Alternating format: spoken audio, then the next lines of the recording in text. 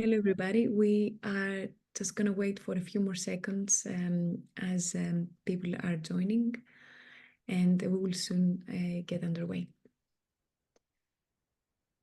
Welcome.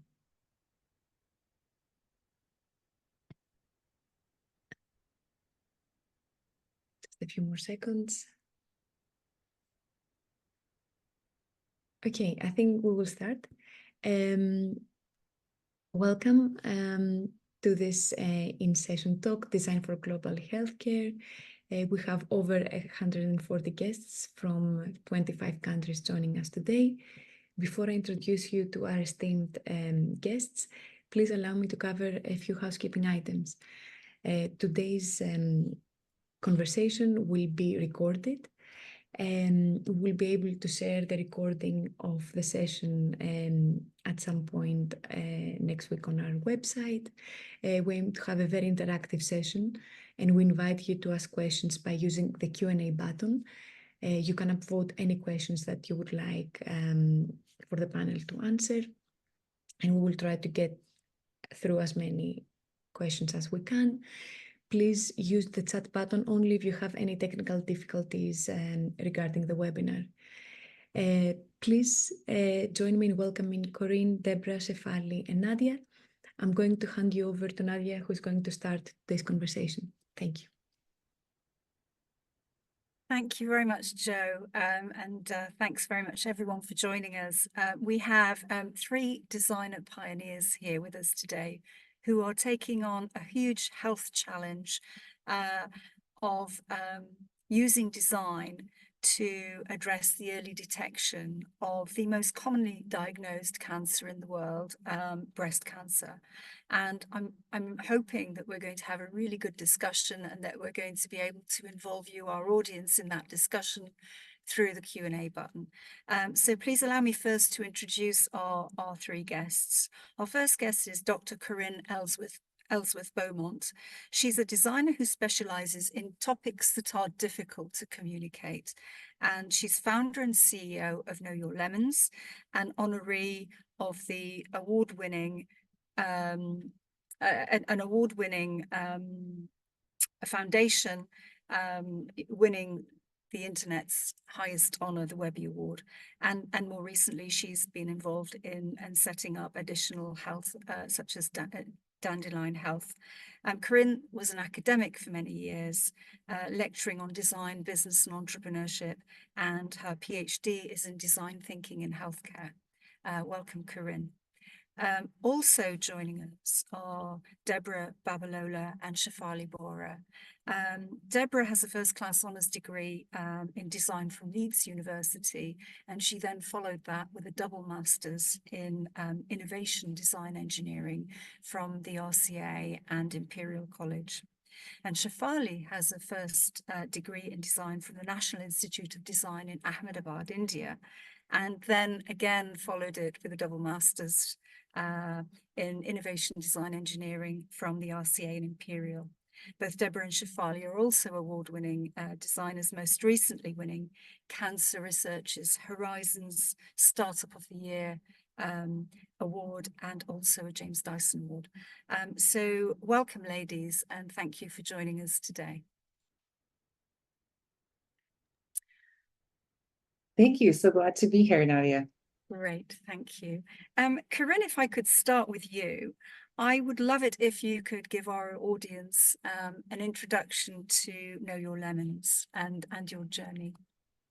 Yes, absolutely. So the work I do is very visual, so I'm going to be sharing slides as I talk about my work.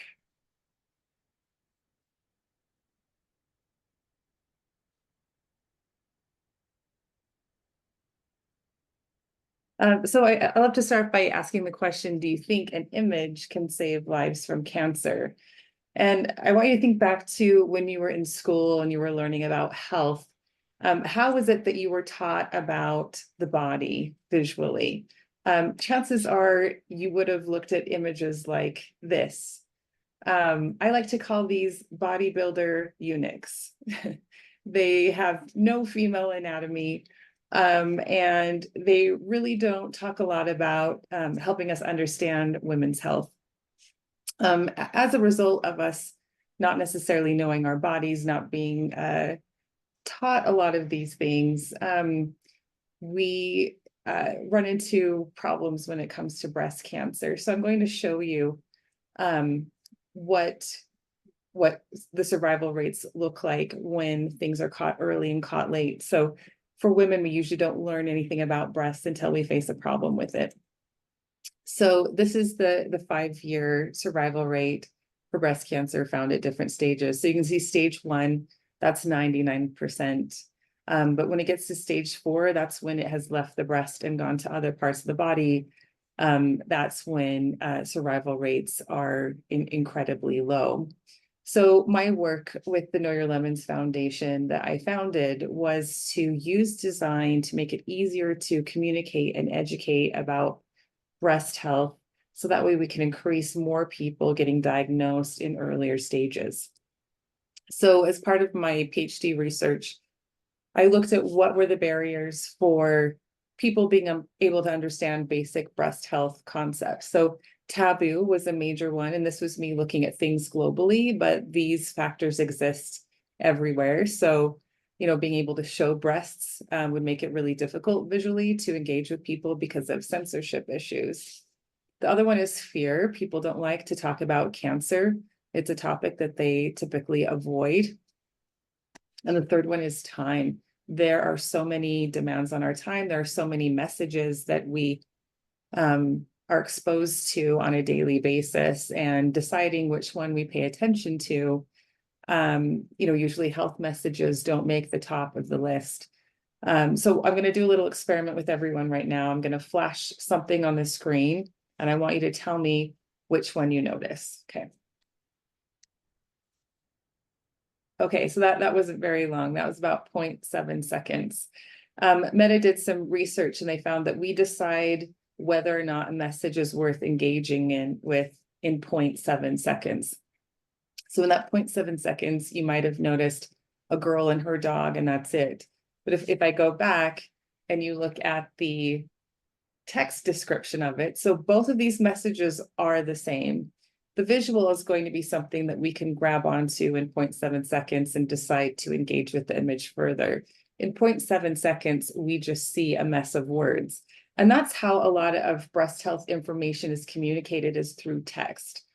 And so, you know, and then when you add literacy issues on top of that, then it becomes even more inaccessible. So one of the big issues in breast health is that most information was communicated through text, and we don't stop to look at it or really even notice it. So how we can use something more visual can really help improve this. So what I did is I wanted to come up with a visual way of talking about breasts that would avoid taboo and overcome fear and grab your attention quickly. So I looked at a lot of different breast metaphors, jugs, cones, melons, and then landed on this, which is why we are called Know Your Lemons. But this communicates breasts in a really innocent, colorful, friendly way. But it can also do this, and that is educate what a cancerous lump often feels like, without having to use any words at all.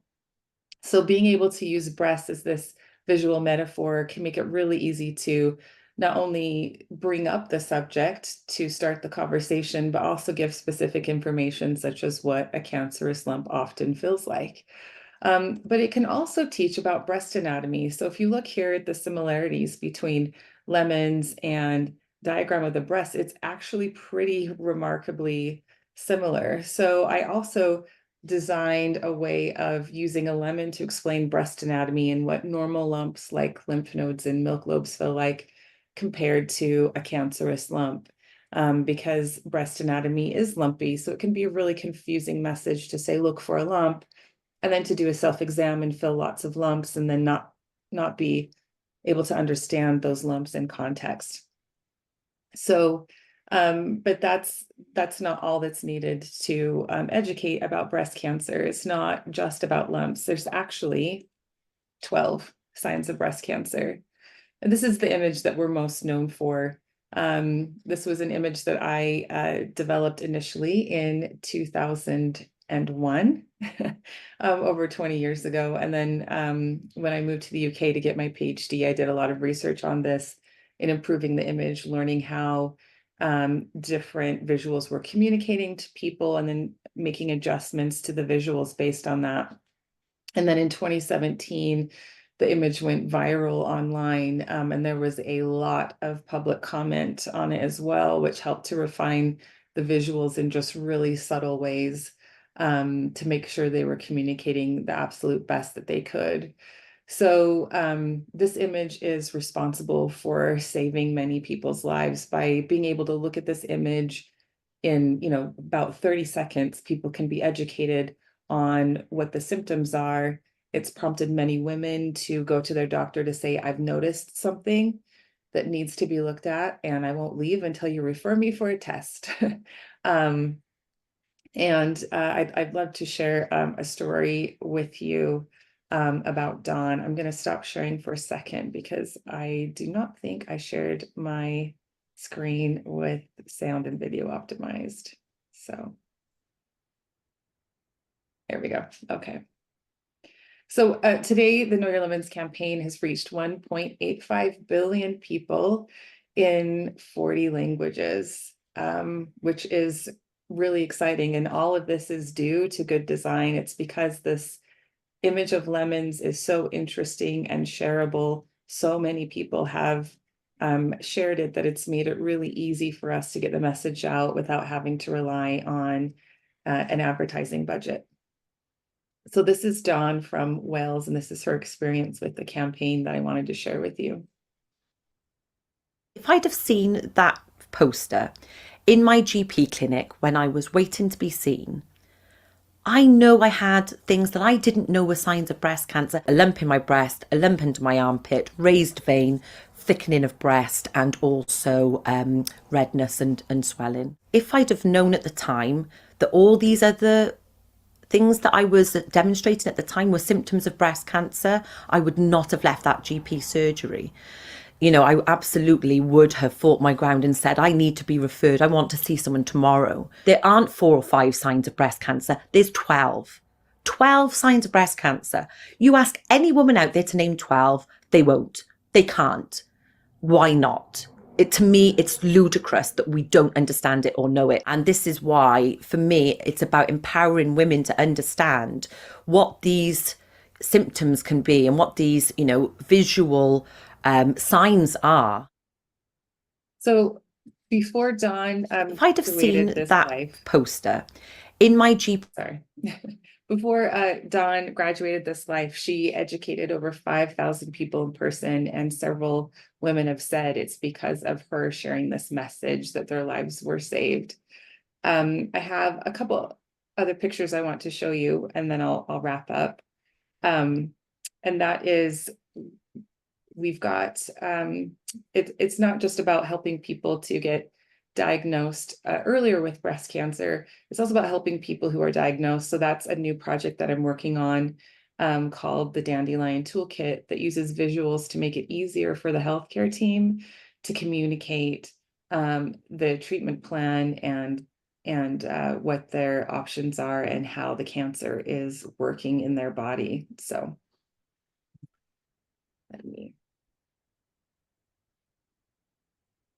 And so this is using the visual metaphor of a dandelion to explain staging, as well as pathology, and the same approaches that are used for getting rid of a dandelion in the grass are the same approaches for cancer treatment. So this actually debuted this week at the American Society of Clinical Oncology conference in Chicago. Right now it's available for breast cancer, and it will be expanding to more disease areas. This took 9 years to develop, worked with 180 patients, health practitioners, and medical experts in coming up with a kit that would make it really easy to communicate these issues in a time when people are overwhelmed emotionally. There's a lot of unfamiliar terminology. And this really simplifies the process. So it takes what normally took 45 minutes to explain and has reduced it down to 5. So really excited to share that work with you and talk to you today about how we are using technology as well as our Know Your Lemons app and the app that we're developing for Dandelion Toolkit today. Dawn, sorry. Thank you very much indeed. That's absolutely inspirational and fascinating. And congratulations on the launch of your new Dandelion Toolkit yesterday. We'll ask you more about that in a little while. But before we do that, I'd like to invite Shefali and Debra to tell us a little bit about Dotplot and, you know, what they're doing there. So over to you, ladies. Thank you. Thanks, Nadia. Yeah, Debra and I can quickly talk about what we're doing at Dotplot. It was really good to hear from you, Corrine. We've met before, we've seen things before, we've never seen it so formally. So it was lovely to hear from you. Yeah, so Debra and I started Dotplot when we were doing our master's program at RCA and Imperial. And Dotplot was founded in 2022, so not that long ago. And we are the first at-home breast health monitoring tool that we want to use for women to check their breasts at home. In 2021, 2.3 million women were diagnosed with breast cancer globally. And in the UK, 1 in 7 women are supposed to get breast cancer diagnosis just within their lifetime. And 31 women are dying every single day. However, as Corrine also mentioned, survival rates increase massively if detected at early stages, which is why all of us are working at these to ensure that women are able to monitor their breast health on a monthly basis. And the guidance is limited to pamphlets, videos, and tutorials, and it leads to a lot of confusion, misconceptions, and information overload in the minds of the users, which is why we've proposed Dotplot. Dotplot is an at-home breast health monitoring tool that is able to locate, read, and record breast tissue density on a monthly basis. And we do so by offering a handheld device, but also a mobile application. The handheld device uses ultrasound to monitor breast health, as well as record the tissues, cyst, and solid tumor, and flag any sort of changes that may occur in the months. We take in the self-check information. We predict the self-check date by taking in general health information, such as period tracking data. And then we also create a 3D map of a user's upper chest, which is then divided into a grid. The grid then allows the user to conduct the self-check while properly following the visual guidance and ensuring all the areas that need checking are checked thoroughly. After having recorded all of these smaller pieces of details, we then compare these monthly results and are able to flag any abnormalities that may persist. And just for clarity, so Dotplot is not a diagnostic device. We don't intend to alert anyone to having breast cancer at home. It's simply a pre-screening tool that allows you to keep on top of any changes that you need to be aware of within your breast tissue. And then you're equipped with a report that you can take in when you go and see your doctor for a consultation if needed. And so we've worked very closely with women throughout our development, and we've been able to identify our early adopters, who are women with increased susceptibility to breast cancer for different reasons, perhaps a family history of breast cancer, or if you're undergoing or have undergone hormonal replacement therapy, or if you have faulty BRCA1 and BRCA2 genes, and also women who are health conscious and very on top of their breast health or their health in general, because these women are more likely to adopt new technologies. So we did our very first user test with women last year to understand how they would be interacting with the device and gather feedback on that.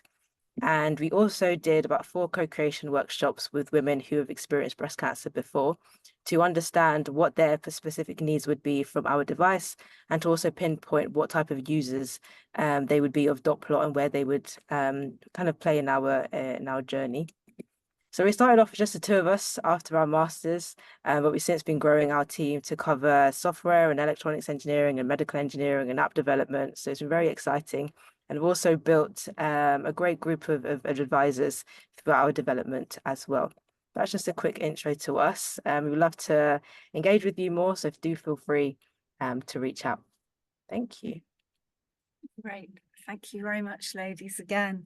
A great project that you're developing. I'd like to invite you, Corrine, as well. All of you, yes, there we go. We can see you all. That's fantastic.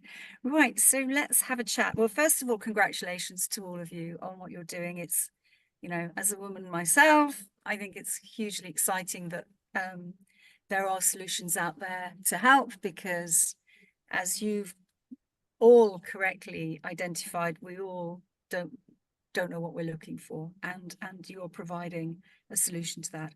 It would be lovely to hear about how you all ended up addressing breast cancer. So what led you to that? So Corrine, how did you end up doing this? Yeah, so when I was starting my master's degree in graphic design, is when my grandmother died from breast cancer. She was actually my second grandmother to die from breast cancer. And when that happened, I realized I didn't know anything about breast health. I wondered if I was at a higher risk if a grandmother had died. I didn't know when I should be starting mammograms. I didn't know what a cancerous lump felt like. And so I started to do research for myself just to understand this information, to know if there was something proactive I should be doing about this. And as I was going through all of the information that was online and in leaflets and materials, as a designer, I was like, this all looks very clinical. It's very text heavy. All of the visuals are very kind of contrived. So there would be like 5 women of, you know, different ethnicities all in a group photo smiling together. And I thought, well, that's nice, but you're not teaching me anything. You know, you're taking all this valuable space and using it for decoration instead of instruction. So as I was looking at this, I thought, well, this would be an interesting master's project to work on for my master's degree. And that's when I started looking more into it and thinking, how could design make this topic easier to start and engage with. So really truly keeping the user at the heart of it and as the focus, which is the secret of good design. And the same question to you, Shefali and Debra. How did you guys end up starting Dotplot? I'll let Shefali take that one. Yeah, the Dotplot, as I said earlier, also it began as a classroom project where Debra and I were doing our masters together, and I put forward an observation, a personal observation that I had from 2 years ago, which was having experienced a sort of discomfort within one of my breasts. And I went in to see my aunt, who happens to be a gynecologist, and I asked her how what this could probably mean. And to that, she did say that monitor yourself for the next 14 days and think about what's changing and try to keep a record of what you think you're feeling. And that sentence specifically of what you're feeling, and try to keep a log of what you're feeling, that stuck with me. And this is the observation that I presented to Debra and others within the group project, and this is how it started. And then we went and spoke to probably over 30 to 40 women, and found that everybody resonated with the same problem of having to feel for changes. And those and that specific problem is what shaped Dotplot. So in a way, what you're all doing is using design to empower women to be more in control of their health. And I'm curious to, bringing this in this particular case, I mean, design being used particularly for, obviously breast cancer can affect most genders, but it tends to affect women more. I'm curious, Debra, if you think there is a gender health gap. Yeah, absolutely. There definitely is. I think for years I've been kind of looking into this. I remember having a conversation before with a friend of mine who was studying pharmacology, and she was saying that there are so many medicines that were created for men, and they kind of retrofitted, or not even retrofitted. Then women would have them, and they just wouldn't work very well at all. So there is a huge gender health gap. I think women being kind of excluded from very important research, sometimes women being dismissed when they go in and kind of explain about the health challenges that they are facing. And that's very, very problematic, which is why it's really important for us at Dotplot to kind of create this tool that people can have that logs all of the changes that you're experiencing. So when you do go in and speak to your doctor, you're not having to, think of a really good description or explanation or justification for why you need a referral. You can just, rely on this kind of the logs and the data that you have to be able to communicate more easily. But yes, there's 100% a gender health gap. I remember there was also an exhibition at the Design Museum a couple of years ago that was called Women and Heart Disease. So a couple of researchers from MIT and Harvard had partnered with an illustrator to kind of just show how there was a huge discrepancy when it came to women's diagnosis for heart disease. They would go into their doctor's appointments and not be able to articulate their symptoms very well, or underplay what they were experiencing, and hence not receiving the diagnosis that they required. And so they were saying that, doctors really need to be able to acknowledge these differences that women and men will have when it comes to explaining their symptoms, and be equipped so that they can, tailor their treatment or next steps accordingly. So there are interventions that are there to kind of help these challenges, but it's still a gap that exists for sure. I guess it's complicated by the fact that, things can't necessarily always be as easily trialed on women. So you would avoid women if at the time when they might be pregnant, or those sorts of issues come into it. But I'm curious, Corrine, you've just returned from the American Society for Clinical Oncology, where you, I'm curious, was there much discussion about gender gap at all, or anything that struck you about that there? Yeah, I mean, in breast cancer, the good news is that breast cancer drugs are tested on women. so that there's more like clinical research done in that regard. But, we have this issue where in many societies, the women are revered for their qualities in being accommodating, not being contentious, those sorts of things. And so when you bring that into the healthcare setting, that can make it really difficult for women to advocate for themselves, maybe not consciously knowing these expectations are placed on them. So with the Dandelion Toolkit, there's a lot of wording and visuals that play into giving women permission to speak up when something doesn't seem right. So a lot of language like trust your instincts, no one knows your body better than you. It takes two experts to make decisions, and you are one of them. And they have found that when patients are involved in decision making with their treatment, the outcomes are much better.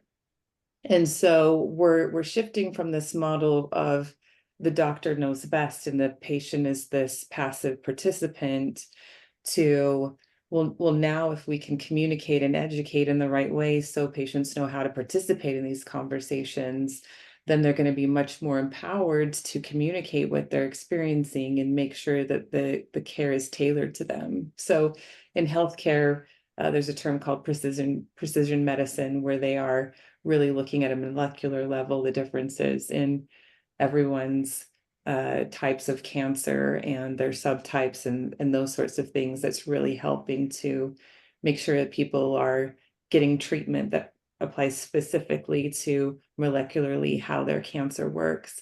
But we also need to be doing this precision medicine for communication. We need to be able to communicate precisely with patients in a way that they can understand what is happening in their bodies and how they can be part of that decision making. So in healthcare, one of the big issues that they're always trying to improve is something called patient adherence. So that is people who are, for example, we've all been prescribed an antibiotic and we're told to take it every day for 10 days. And then day 5, we feel good and think, like we're done with it, right? So good patient adherence would be, even though you feel good, you still take it all 10 days.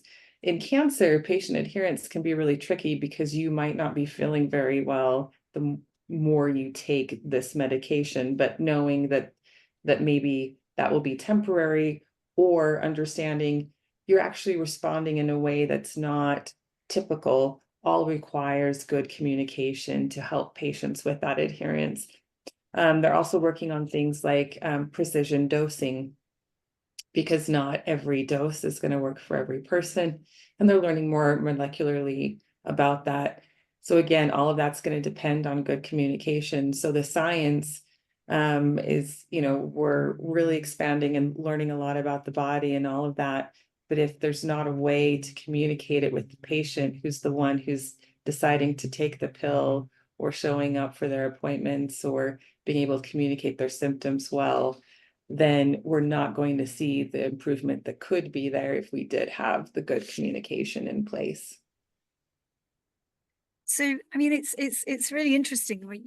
What you're all doing is putting the user at the heart and understanding that, if the user or the patient in this case, or the woman isn't able to communicate, isn't able to understand, then she's not in the right position to really protect her health and move forward in the best possible way. And as you said, she is the first expert. But it's interesting, although you've stripped down and simplified all the complications that tend to exist in the field of healthcare, and narrowed down detection to, well, how do we aid detection? Not looking at it from the doctor or the surgeon or the nurse or the hospital or the technology, but from the woman who is at the heart of it. And that's, in a way, been a very simple, I mean, I'm not saying it's what you've done is simple, but you've made it simple. And at the same time, you're both using technology in the form of apps and so on to actually help with the challenges where technology can add value. So those reminders that tell us to check, capturing the data that gives us the confidence and the backup when we, along with the language, go back to the doctor and say, no, there really is something wrong, because look, here's the data. And I'm curious if you can think of other examples where you think there's a role for design and that sort of combination of design and technology, and perhaps AI, in improving health outcomes. If you weren't dealing with breast cancer, where would you go next? Yes, so something that I'm working on it at Dandelion Health is an app that will help patients report side effects. These apps already exist in abundance, but they're often created from the technology priority perspective. So it's more about, okay, here's the information we need from the patient. So here are 30 different options of all the data points that we want from you. And then patients are meant to just take on the labor of submitting all of this without really thinking about the patient experience. Like, are you making this enjoyable for the patient to put in their symptoms, and are you making it easy for them to understand their experience in context?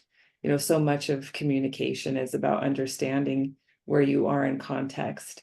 And so that's the next exciting thing, is how can design improve the patient experience for sharing what they're experiencing in a way that then can be made as an open, available data set for researchers to, again, understand more precisely how everybody is different, and how you can better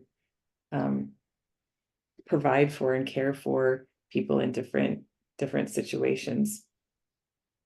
And Dotplot, any thoughts again on if and when you finished with breast cancer, where would you go next? Where do you see there's a real role for design? I mean, there's obviously, we've always thought about how, especially since Dotplot could benefit so much from machine learning algorithms and AI going forward. I think we also see a lot of technology that evolves for breast cancer use being applied to other fields. So we've looked at testicular cancer and application eventually, if this does go, if we once we're done with applying the technology for breast cancer, we can progress to other sorts of fields. And then I think another independent thing that I see that there's so much room for, like Corrine also mentioned, which is the whole user experience of things and how patients can have the best experience possible. So but personally worked previously on this another project, which was to do with taking urine samples and how you can make the experience of collecting urine samples really pleasant for women, because it's really unpleasant at the moment. And it's something that could potentially benefit from a very, very simple user experience design, and just a very fleshed out mechanism of how you properly collect urine samples, which are of use for pathology also, but are also easy to do for people themselves. Debra, feel free to jump in. No, it's true. I completely agree. Yeah, and I think there's so many things that, or so many areas of women's health that need a complete redesign. Even just look at that horrendous mammogram machine or the the smear test that women go for. So many things need a redesign. And I think that's where design and can really play a part in that. But yeah, those are the main things. Great. So let me take you slightly to the other aspect of what you're doing, which is it's one thing to have an idea and it's one thing to do all the design, but you need to be funded while you're doing this. You need to get this venture off the ground and you need to lead it. And I'm, having in my role here at the LCA supported a lot of founders, I know that that's a really brave thing to do. And I'm curious about how hard you found, I'll start with Corrine. How hard did you find it to make the decision, I'm going to start this foundation, and then fund yourself to do it, fund it, get it off the ground? So for me, how I started the foundation was I was a lecturer at the Kingston Business School, and I lost my childhood friend to breast cancer in her 30s. She had 5 children, and her symptoms were only caught because the nurse at the hospital, after she gave birth to her second child, said something really isn't right. And I had finished my PhD on this work, and I had a website up, and it was out educating people. But I realized I really needed to put everything into this to make sure more women could be educated and understand these things, because there's no point in putting together something good if you can't distribute it and get it out there. So the only way to do that is through business. Business is the mechanism for getting things out into the world. And so I ended up quitting my job as a lecturer and started the charity with my savings. So I had some freelance work that I was doing, and I was using that to fund the project. And then 6 months later is when everything went viral. I was on the couch at BBC Breakfast talking about my work. It was trending all over the world over like the next 3 weeks. People in Peru were contacting me, and then I'm like, oh, today it's trending in Japan. And that was really exciting to get all that attention, but all that attention didn't turn into any funding. People just would give a thumbs up on the image or a heart and share it. And that was great for the goals of getting the information out there. But that doesn't put food on the table. And so navigating from a nonprofit perspective of how to get funding, there's some advantages and some disadvantages for nonprofit work. The advantages being tax exemption in what you're doing. So the money that comes in is the money you can keep, apart from things like payroll tax and all of that. But so a lot of our work is funded through hands-off pharmaceutical grants, corporate sponsors that support our work, and then individual donors. So right now we are getting ready to launch our workplace program, where insurance companies pay for this education experience that educates men and women. And something interesting about this workplace program is that especially in the tech industry where they're taking up some of these issues, 80% of the workforce is men. And so explaining to the decision makers of why getting men is involved in a breast cancer education workshop is really interesting, because the traditional attitude is, well, I don't have breasts, even though men do have breasts, they just can't breastfeed. Then therefore this is a message that doesn't apply to me.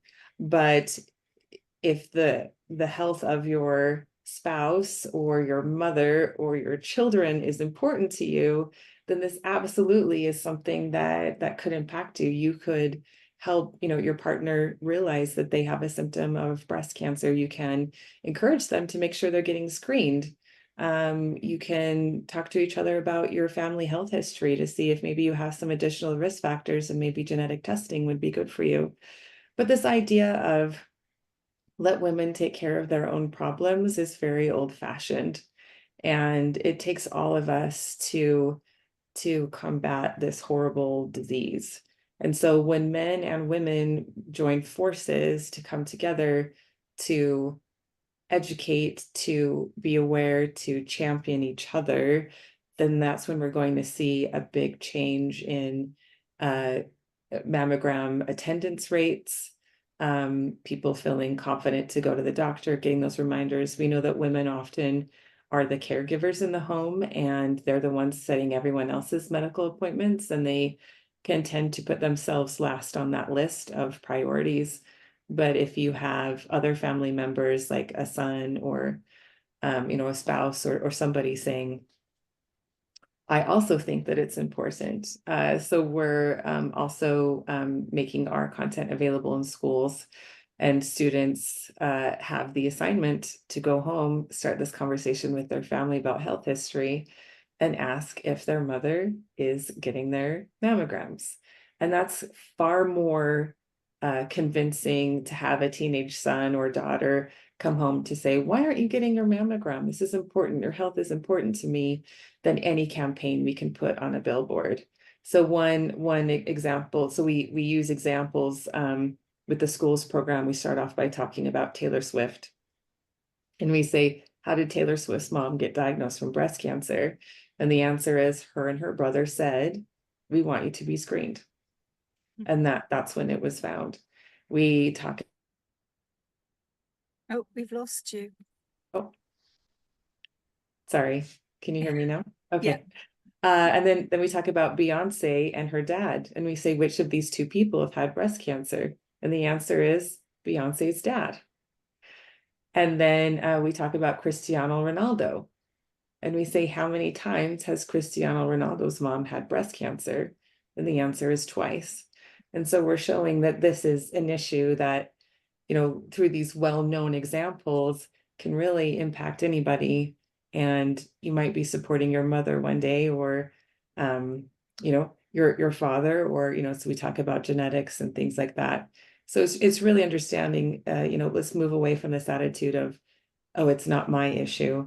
It's someone else's issue, and therefore I don't need to get involved. It's quite easy to get involved in the way we use design to make the conversation accessible. The lemons aren't a specific gender or age or ethnicity. And so it really allows us to be completely inclusive in these conversations as we're talking to people. That's great, thank you. So quite interesting as well that you're using quite a good strategy to use that to communicate better and solve the problem which you're trying to solve, but also it's a strategy for enabling you to keep the foundation going. So I know with Debra and Shefali, developing technology, patented technology as well, there are a lot more kind of costs, I guess, involved. And in that sense, I know that you are have and will go down the fundraising, route. So perhaps tell our audience a little bit about, the funding, the types of funding that you've gone after. And let's also talk about, you know, you being women founders and how easy it is to fundraise from investors, for example, for your venture. So I don't know which one of you would like to take that, or if you want to do a double-hander. Yeah, I don't go mind. ahead. What did you say? Sorry. What did you say? I said go ahead, but okay. Yeah.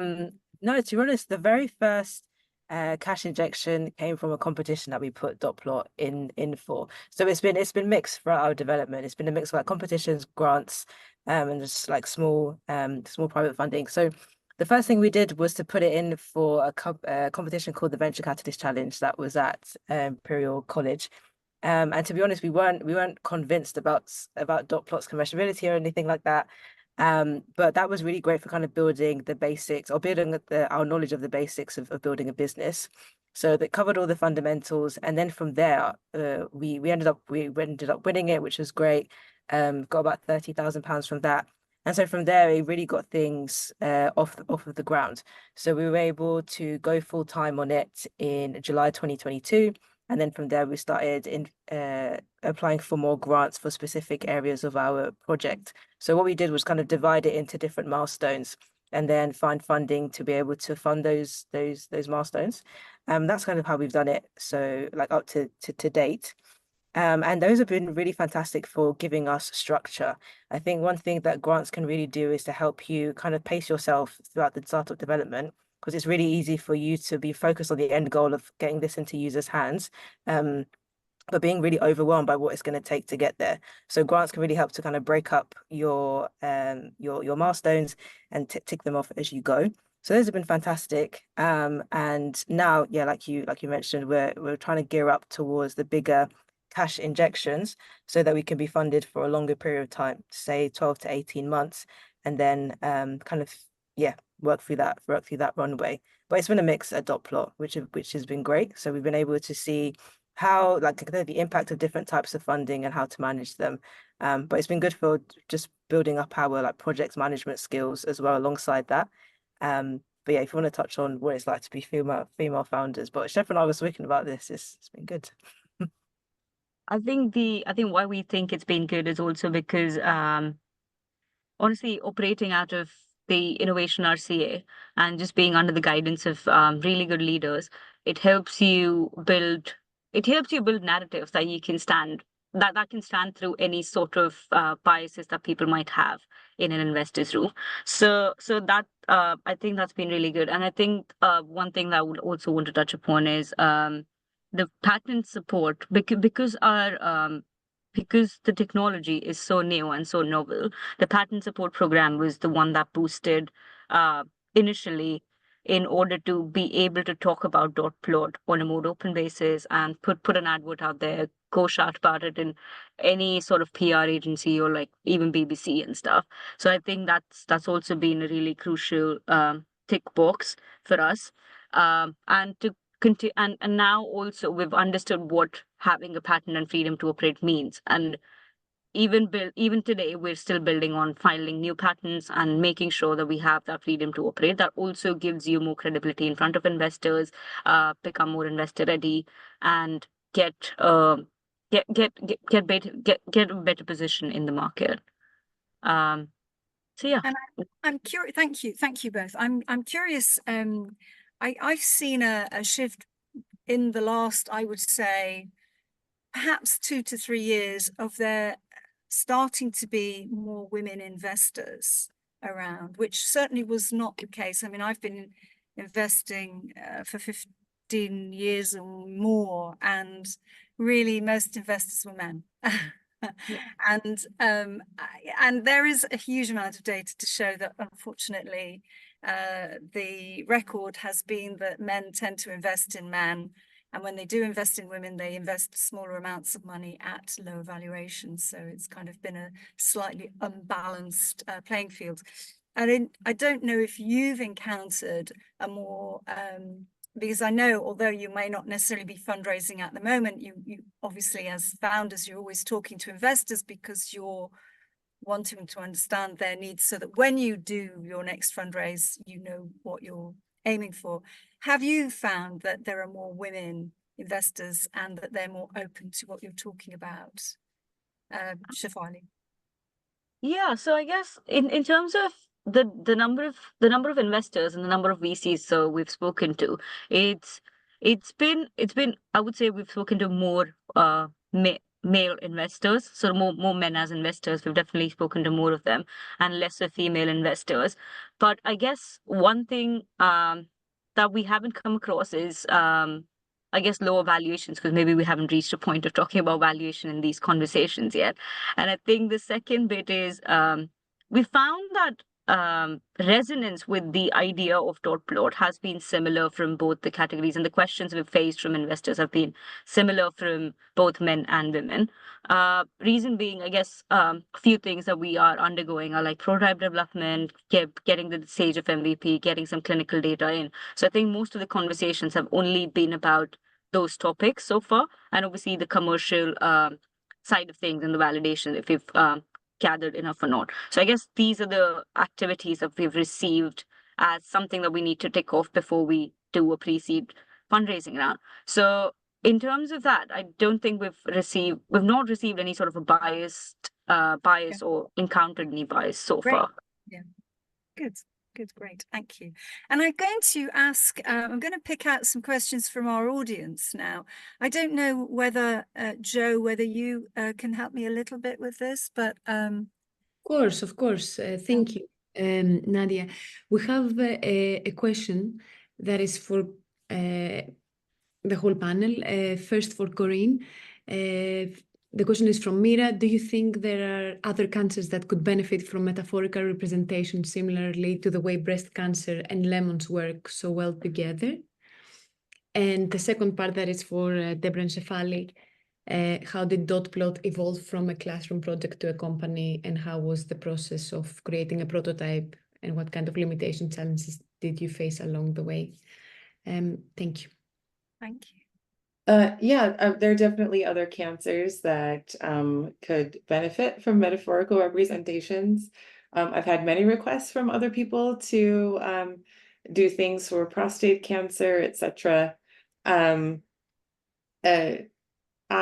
personally haven't been working on any of these. I'm trying to keep my focus on breast cancer. However, with the Dandelion Toolkit, that visual metaphor works for all cancers. So I'm starting right now with breast, but eventually this will roll out into several kits that will work across a range of cancers using the same visuals, but customizing it specifically to different areas of the body of where the cancer is located. So yes, I think we can always be more visual in these ways and be novel about it and come up with different things. For me, as I was narrowing down the lemon metaphor, there were a couple considerations that I took into place. One was, a lot of people said, why didn't you use melons? Because that's a common euphemism for breasts. I said, well, melons are associated with size, and so I would be maybe unintentionally communicating that breast cancer is really only applicable to women who have a certain breast size. So I wanted to pick something that wasn't associated with size for that reason. The other one was finding an object that's available around the world. Lemons are available around the world, but lemons are sometimes green. So we also have a Green Know Your Lemons campaign for parts of Africa and South and Central America. And then also learning that in some cultures, lemons are considered a fruit you have access to at a certain income level. So understanding some of the cultural nuances around that. So we've been testing the work. It's in 40 languages, and we have a volunteer educator program. So we invite anybody to become a Lemonista. We have an online course that will teach you how to educate in your local community using our tools. We educate you on breast health basics. And you can go into these schools or your community or your groups that you work with and educate them. We've educated over 100,000 people in person through our volunteer educator network, which is really exciting. and how they're able to get into so many places is because of this metaphor. So one example is we have a Lemonista. His name is Jumatil. He lives in Indonesia. He has educated over 3,000 women using the Know Your Lemons work, and he does it mostly in schools. These are Muslim boarding schools, very conservative culture, but he has no problem whatsoever for coming into school, talking about breast health with them, because he's able to do it through lemons. And then he gives them postcards to take home to start the conversations with their families. And we have pictures of young men who are holding the Know Your Lemons cards saying, I'm ready to go home and talk to my mom about breast health. And that just hasn't happened before. So, think about what that could do for other cancers that can also benefit from conversations. Some cancers are almost symptomless and you don't really discover them until things progress to a certain level. But with something like breast cancer, it is a cancer that does have symptoms that can be found without testing up to a certain level. So thinking about other cancers that fall in that same category, those are the ones that would really need the priority for good communication. And then there was a question for Dotplot as well. Oh yeah. How did we evolve from classroom projects? Yeah, similar. I mean, like I said, we started off with not actually a product. We started off with people. That was where we kicked off the conversation, and understanding how people engage with their breast health at the moment, and then what we could be doing to enhance that experience, or to build on top of that experience. And so from there, we kind of split our development into two streams. So there was the human side of things, and then there was the technology aspect. So we just created experiments within those to be testing the product. So for example, what kind of embodiments would women resonate with the most? And then on the side, what technology would be most feasible for conducting these self-checks at home, and then bringing those two together as we developed. So I think by the end of the program, we had kind of settled on this handheld device that people would use, along with an app to provide that guidance. And we made sure to just be testing this with people all the way through the development. And then we didn't actually test it on people during the program. We did this on like phantoms, or they're called like models of breasts that we would use, and that would have different lumps within them, tested in that way. I just kept refining it throughout that process. So then spinning it out into a company, as I mentioned, the competition that we won was brilliant. Having the support of the RCA helping with the patent was fantastic. And then from there, we were able to speak to more and more people, and then actually formalize the company.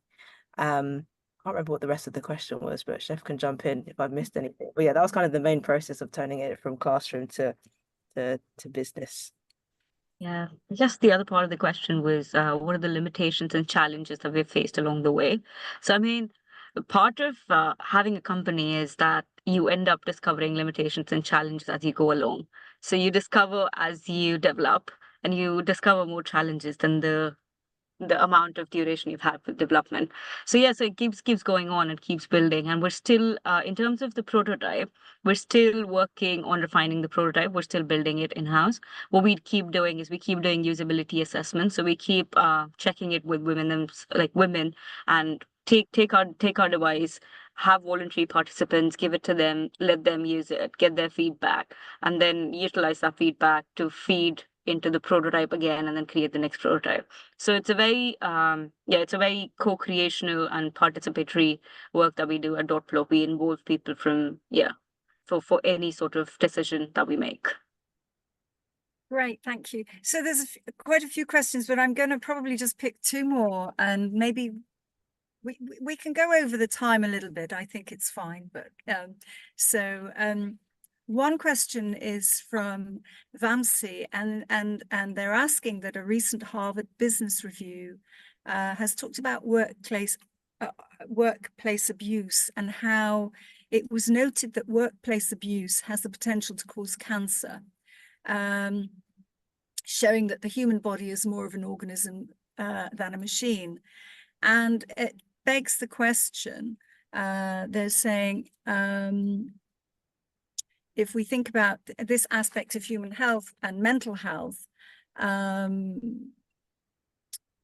let me get to the question. What do you think design can contribute to reduce cancer that is explicitly caused by abuse or mental health? Any thoughts on that, ladies? Well, I think we need to find out what the cause of the abuse is, right? So can design end war and promote peace?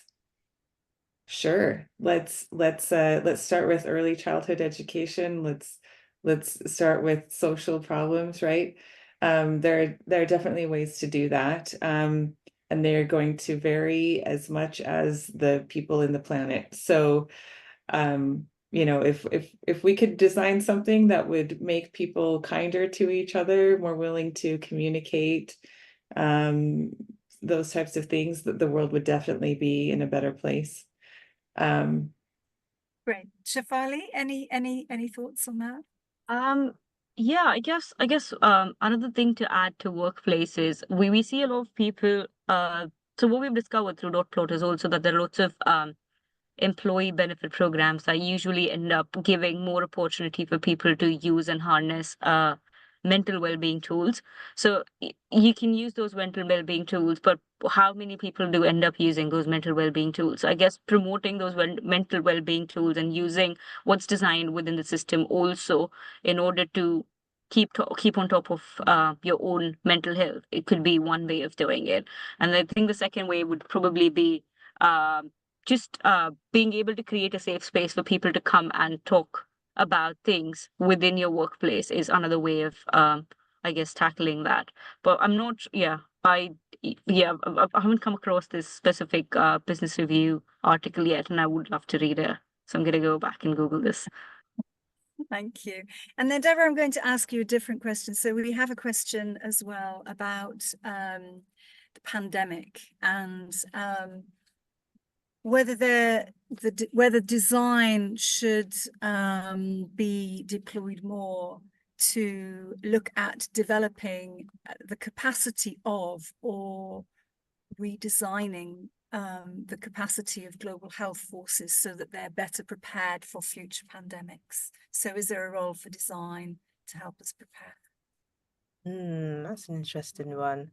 I think so. I think when it comes to communication, yes, design can help massively. Preparation for things like COVID. I don't know. I feel like design can really help with the capacity of the global health force. Yes, I think it can help with, for example, reducing workload. That could be a big link. I remember sometimes when we've spoken to GPs, they'll speak about how the interfaces that they're using are just make their tasks more laborious for no reason at all. So where can design come in to kind of help to improve the efficiency of people's work? Where can design come in to just simplify processes that just don't need to be as cumbersome as they are? How much of an impact that would help with COVID, not sure, but I think it could really help with just being overworked for no reason. There's situations like that. There's a great book that's called Tragic Design. I love it so much, and it speaks about how we can or how bad design can lead to so many outcomes that could be completely avoided. And I think for examples like this, that could be very, very much applicable. But yeah, it's a great read. Love that. And I mean, actually, it's quite interesting if we think about the pandemic, because I think what and the the times we may have, some of us may have for trying to get a doctor's appointment, a face-to-face doctor's appointment. So actually the interventions that you ladies are all bringing and delivering are interventions that will actually help in terms of reducing the need for initial face-to-face time with doctors. So quite great interventions. We are sadly beaten by the clock.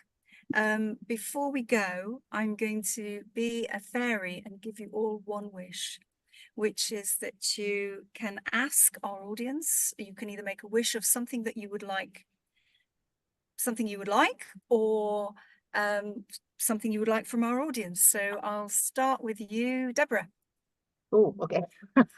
One wish, if you follow, well, first of all, check your breasts. Secondly, follow Dotplot on our LinkedIn and Instagram to stay posted. And Corrine.